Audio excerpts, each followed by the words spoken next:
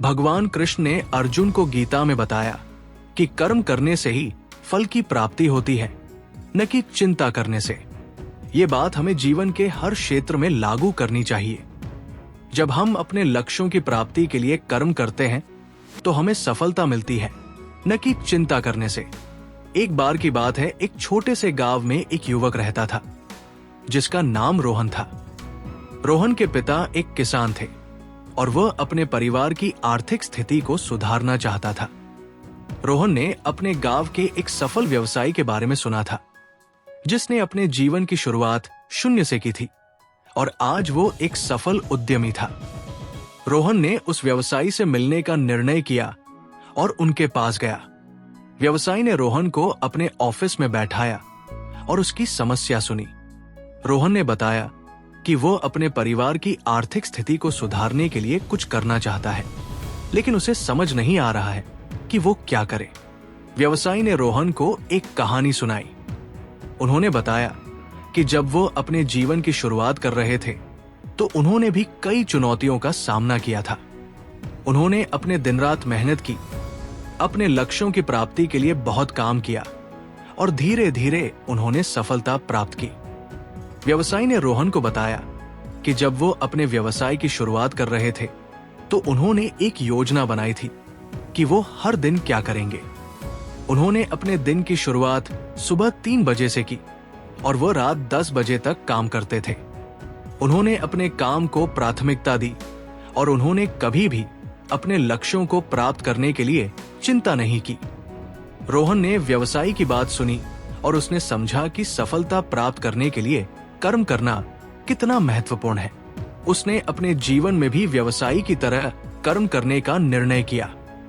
उसने अपने दिन की शुरुआत सुबह 3 बजे से की और वह अपने लक्ष्यों की प्राप्ति के लिए दिन रात मेहनत करने लगा। धीरे धीरे रोहन ने अपने लक्ष्यों की प्राप्ति की दिशा में प्रगति करना शुरू किया। उसने अपने परिवार की आर्थिक स्थिति को सुधारने के लिए कई कदम उठाए और उसने अपने गांव के लोगों के लिए भी कुछ करने का प्रयास किया। रोहन की मेहनत और कर्म ने उसे सफलता की दिशा में आगे बढ़ाया। कर्म का महत्व समझने के लिए कुछ महत्वपूर्ण बातें जिनको हमें ध्यान रखना चाहिए। कर्म ही सफलता की कुंजी है।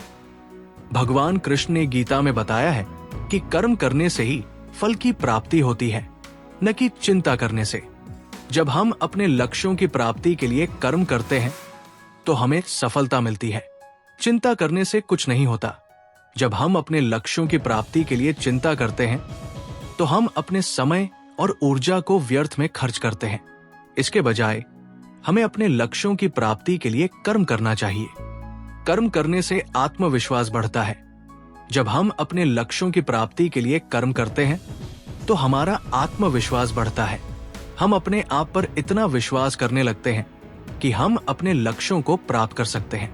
कर्म करने से अनुभव प्राप्त होता है। जब हम अपने लक्ष्यों की प्राप्ति के लिए कर्म करते हैं तो हमें अनुभव प्राप्त होता है। हम अपने अनुभव से सीखते हैं और अपने भविष्य के लक्ष्यों को प्राप्त करने के लिए तैयार होते हैं। इसका निष्कर्ष है कि कर्म का महत्व समझने के लिए हमें भगवान कृष्ण की बातों को अपने जीवन में लागू करना चाहिए। जब हम अपने लक्ष्यों की प्राप्ति के लिए कर्म करते हैं तो हमें सफलता मिलती है। हमें अपने जीवन में कर्म करने का प्रयास करना चाहिए और हमें अपने लक्ष्य की प्राप्ति के लिए चिंता नहीं करनी चाहिए। कर्म ही सफलता की कुंजी है और हमें अपने जीवन में इसका महत्व समझना चाहिए। भगवान कृष्ण ने सिखाया कि वर्तमान क्षण में जीना ही सच्ची जिंदगी है। ये बात हमें जीवन के हर क्षेत्र में लागू करनी चाहिए। जब हम वर्तमान में जीते हैं तो हम अपने जीवन को पूरी तरह से जीने का अवसर प्राप्त करते हैं। वर्तमान में जीने का अर्थ है कि हम अपने अतीत की यादों में नहीं खोते हैं और न ही भविष्य की चिंता करते हैं। एक छोटे से गांव में एक बूढ़ा व्यक्ति रहता था जिसका नाम राम था। राम ने अपने जीवन में कई उतार चढ़ाव देखे थे। उसने अपने परिवार के साथ कई सुख दुख के पल बिताए थे, लेकिन राम ने कभी भी अपने अतीत की यादों में खोने नहीं दिया और न ही भविष्य की चिंता की। वो हमेशा वर्तमान में जीता था। एक दिन एक युवक राम के पास आया और उसने पूछा, राम जी, आपने अपने जीवन में इतनी शांति और संतुष्टि कैसे प्राप्त की है? राम ने मुस्कुराते हुए कहा, मैं वर्तमान में जीता हूं। मैं अपने अतीत की यादों में नहीं खोता हूं और न ही भविष्य की चिंता करता हूं। मैं अपने वर्तमान क्षण का आनंद लेता हूं। युवक ने पूछा, लेकिन राम जी, ये कैसे संभव है? अतीत की यादें और भविष्य की चिंताएं तो हमारे जीवन का हिस्सा है। राम ने कहा, बिल्कुल, अतीत की यादें और भविष्य की चिंताएं हमारे जीवन का हिस्सा है, लेकिन हमें उन्हें अपने वर्तमान क्षण पर हावी नहीं होने देना चाहिए। हमें अपने वर्तमान क्षण में जीने का प्रयास करना चाहिए। राम ने युवक को एक उदाहरण दिया। उन्होंने कहा, कल्पना करो कि तुम एक नदी के किनारे बैठे हो। नदी का पानी बहता जा रहा है और तुम उसे देख रहे हो। अगर तुम अपने अतीत की यादों में खो जाते हो तो तुम नदी के पानी को नहीं देख पाओगे, और अगर तुम भविष्य की चिंता करते हो तो भी तुम नदी के पानी को नहीं देख पाओगे। लेकिन अगर तुम वर्तमान में जीते हो तो तुम नदी के पानी का आनंद ले सकते हो। वर्तमान में जीने के लाभ, जीवन का आनंद। जब हम वर्तमान में जीते हैं तो हम अपने जीवन का आनंद ले सकते हैं। हम अपने वर्तमान क्षण का आनंद ले सकते हैं और अपने जीवन को पूरी तरह से जीने का अवसर प्राप्त कर सकते हैं। तनाव कम होता है। जब हम वर्तमान में जीते हैं तो हमारा तनाव कम होता है। हम अपने अतीत की यादों और भविष्य की चिंताओं से मुक्त होते हैं और हमारा मन शांत रहता है। निर्णय लेने में आसानी। जब हम वर्तमान में जीते हैं तो हमें निर्णय लेने में आसानी होती है।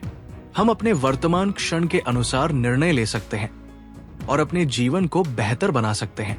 आत्म जागरूकता बढ़ती है। जब हम वर्तमान में जीते हैं तो हमारी आत्म जागरूकता बढ़ती है। हम अपने विचारों, भावनाओं और क्रियाओं को बेहतर ढंग से समझ सकते हैं और अपने जीवन को बेहतर बना सकते हैं। वर्तमान में जीना ही सच्ची जिंदगी है। जब हम वर्तमान में जीते हैं तो हम अपने जीवन का आनंद ले सकते हैं, तनाव कम कर सकते हैं, निर्णय लेने में आसानी कर सकते हैं और आत्म जागरूकता बढ़ा सकते हैं। हमें अपने जीवन में वर्तमान में जीने का प्रयास करना चाहिए और अपने जीवन को पूरी तरह से जीने का अवसर प्राप्त करना चाहिए। भगवान कृष्ण ने समझाया कि जीवन माया का एक जाल है और हमें इससे मुक्त होने का प्रयास करना चाहिए। माया का अर्थ है आकर्षण, मोह और आसक्ति। जब हम माया के जाल में फंस जाते हैं तो हम अपने सच्चे स्वरूप को भूल जाते हैं और अपने जीवन के उद्देश्य को खो देते हैं। एक छोटे से गांव में एक युवक रहता था जिसका नाम मोहन था। मोहन एक अमीर परिवार से था और उसके पास सब कुछ था जो वो चाहता था, लेकिन मोहन कभी भी संतुष्ट नहीं था। वो हमेशा और अधिक चाहता था और वो अपने जीवन में कभी भी शांति और संतुष्टि नहीं पा सका। एक दिन मोहन एक संत के पास गया और उसने अपनी समस्या बताई। संत ने मोहन को समझाया कि वो माया के जाल में फंसा हुआ है। संत ने कहा, माया एक जाल है जो हमें आकर्षित करती है और हमें अपने सच्चे स्वरूप को भूलने पर मजबूर करती है। जब तक तुम माया के जाल में फंसे रहोगे तब तक तुम कभी भी शांति और संतुष्टि नहीं पा सकोगे। मोहन ने संत की बात सुनी और उसने माया के जाल से मुक्त होने का निर्णय किया। उसने अपने जीवन को सरल बनाने का प्रयास किया और उसने अपने आप को माया के आकर्षण से दूर करने का प्रयास किया। धीरे धीरे मोहन ने माया के जाल से मुक्ति पाई और उसने अपने जीवन में शांति और संतुष्टि प्राप्त की। उसने सीखा कि सच्ची खुशी और संतुष्टि माया के जाल से मुक्त होने में है, न कि माया के जाल में फंसने में। माया जाल से मुक्ति के लाभ, शांति और संतुष्टि। जब हम माया के जाल से मुक्त होते हैं तो हम अपने जीवन में शांति और संतुष्टि प्राप्त करते हैं। हम अपने सच्चे स्वरूप को पहचानते हैं और अपने जीवन के उद्देश्य को समझते हैं। आत्म जागरूकता। माया के जाल से मुक्त होने से हमारी आत्म जागरूकता बढ़ती है। हम अपने विचारों, भावनाओं और क्रियाओं को बेहतर ढंग से समझते हैं और अपने जीवन को बेहतर बनाते हैं। निर्णय लेने में आसानी। जब हम माया के जाल से मुक्त होते हैं तो हमें निर्णय लेने में आसानी होती है। हम अपने जीवन के उद्देश्य के अनुसार निर्णय लेते हैं और अपने जीवन को बेहतर बनाते हैं। आध्यात्मिक विकास। माया के जाल से मुक्त होने से हमारा आध्यात्मिक विकास होता है। हम अपने सच्चे स्वरूप को पहचानते हैं और अपने जीवन के उद्देश्य को समझते हैं। माया जाल से मुक्ति के लिए कुछ सुझाव। सरल जीवन। अपने जीवन को सरल बनाने का प्रयास करें। माया के आकर्षण से दूर रहने का प्रयास करें और अपने जीवन को सादगी से जीने का प्रयास करें। ध्यान और आत्मविचार। ध्यान और आत्मविचार का अभ्यास करें। अपने विचारों, भावनाओं और क्रियाओं को समझने का प्रयास करें और अपने जीवन को बेहतर बनाने का प्रयास करें। आध्यात्मिक अध्ययन। आध्यात्मिक अध्ययन का अभ्यास करें। अपने सच्चे स्वरूप को पहचानने और अपने जीवन के उद्देश्य को समझने का प्रयास करें। संतों और ज्ञानी लोगों की संगति। संतों और ज्ञानी लोगों की संगति में रहें। उनके अनुभवों और ज्ञान से सीखने का प्रयास करें और अपने जीवन को बेहतर बनाने का प्रयास करें। माया का जाल एक बड़ा आकर्षण है जो हमें अपने सच्चे स्वरूप को भूलने पर मजबूर करता है। लेकिन जब हम माया के जाल से मुक्त होते हैं तो हम अपने जीवन में शांति और संतुष्टि प्राप्त करते हैं। हमें अपने जीवन में माया के जाल से मुक्त होने का प्रयास करना चाहिए और अपने सच्चे स्वरूप को पहचानने का प्रयास करना चाहिए। भगवान कृष्ण ने अर्जुन को सिखाया कि आत्म स्वीकृति और आत्मज्ञान ही सच्ची शांति का मार्ग है। आत्म स्वीकृति का अर्थ है अपने आप को स्वीकार करना, अपनी ताकत और कमजोरियों को समझना और अपने जीवन को उसी रूप में स्वीकार करना जैसा वह है।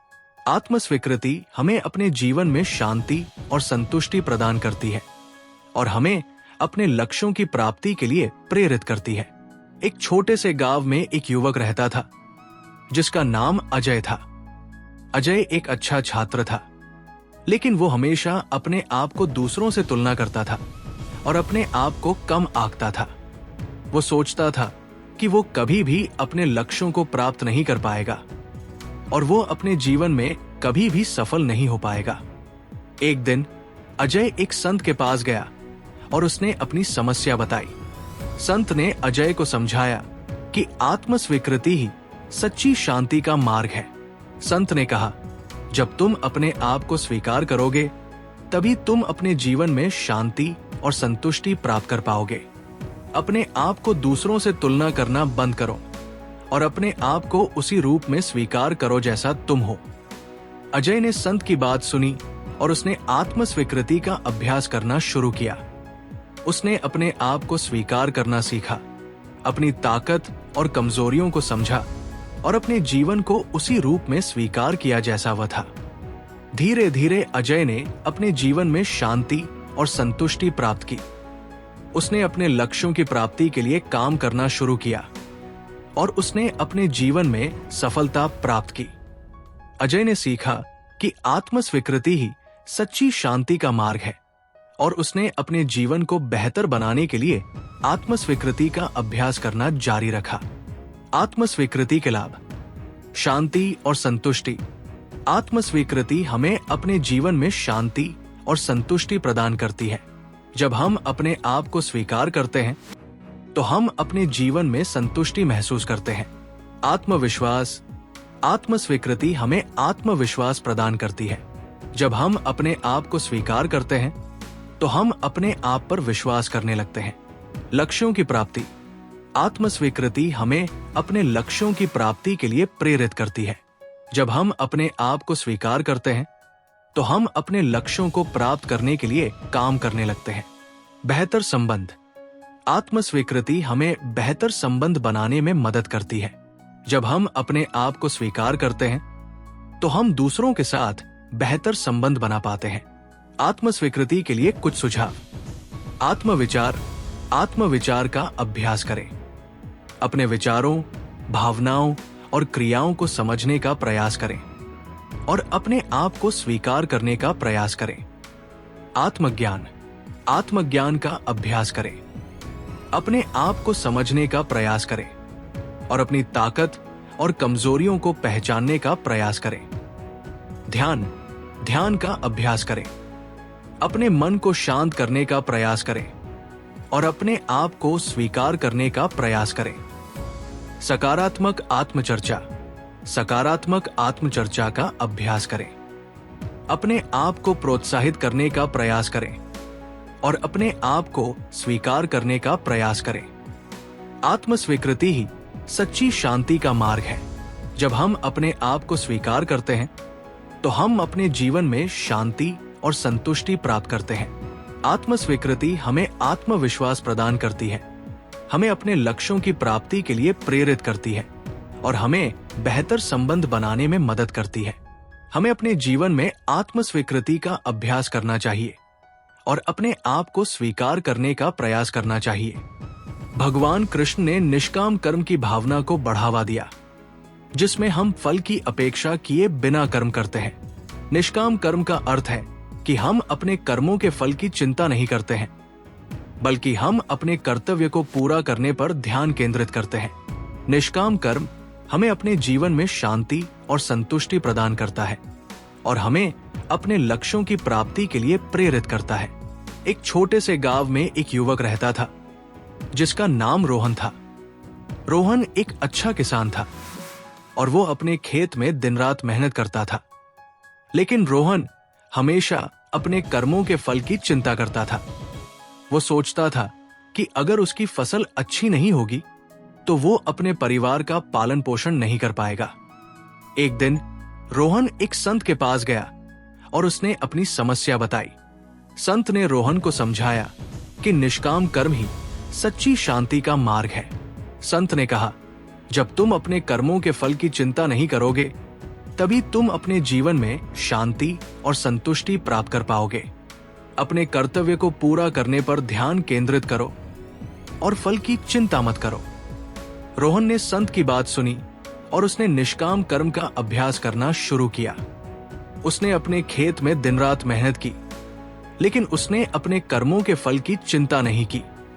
उसने अपने कर्तव्य को पूरा करने पर ध्यान केंद्रित किया और उसने अपने जीवन में शांति और संतुष्टि प्राप्त की। धीरे धीरे रोहन ने अपने जीवन में सफलता प्राप्त की। उसने अपने खेत में अच्छी फसल उगाई और उसने अपने परिवार का पालन पोषण किया। रोहन ने सीखा कि निष्काम कर्म ही सच्ची शांति का मार्ग है और उसने अपने जीवन को बेहतर बनाने के लिए निष्काम कर्म का अभ्यास करना जारी रखा। निष्काम कर्म के लाभ। शांति और संतुष्टि। निष्काम कर्म हमें अपने जीवन में शांति और संतुष्टि प्रदान करता है। जब हम अपने कर्मों के फल की चिंता नहीं करते हैं तो हम अपने जीवन में संतुष्टि महसूस करते हैं। आत्मविश्वास। निष्काम कर्म हमें आत्मविश्वास प्रदान करता है।